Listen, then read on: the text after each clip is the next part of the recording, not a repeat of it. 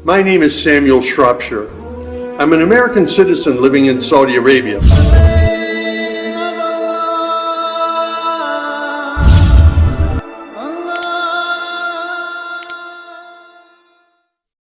Seorang pastor asal Amerika Serikat menceritakan kisah hidupnya ketika memutuskan memeluk agama Islam.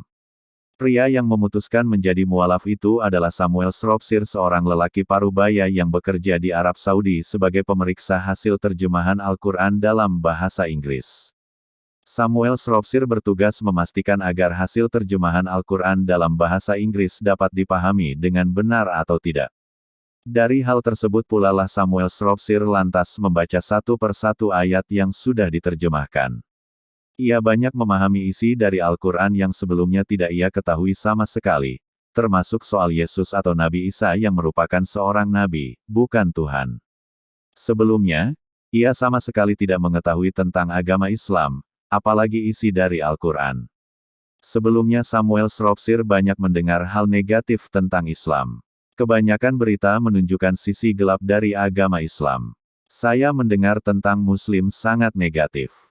Di Amerika channel berita yang bisa menaikkan ratingnya dengan berita tentang teroris, pengeboman, pembunuhan, pertumpahan darah oleh umat Muslim, ujarnya.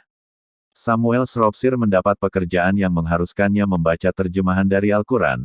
Hal ini membuatnya lambat laun paham arti dari ayat per ayat yang dia baca. Pekerjaan saya juga mengharuskan saya untuk membaca Al-Quran berulang-ulang.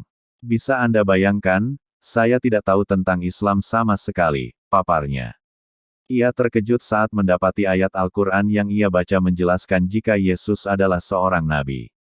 Saya terkejut mendapati bahwa Yesus seringkali disebut dalam Al-Quran, ujar Samuel. Digambarkan sebagai nabi besar, bukan Tuhan, ujarnya. Ia pun mendapati beberapa bagian ayat yang sama seperti yang dibacanya dalam kitab.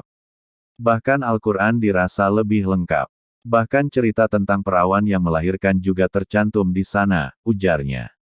Banyak mukjizat Yesus yang saya temukan dalam Al-Quran, ada beberapa mukjizat Yesus diceritakan dalam Al-Quran dan tak ada di Bible, kumpulan kitab papar Samuel. Ia pun mendapatkan perasaan tenang saat melihat orang-orang beribadah di dalam masjid. Kemudian ia memilih untuk mempelajari dulu tentang agama Islam sebelum akhirnya memantapkan diri menjadi mualaf.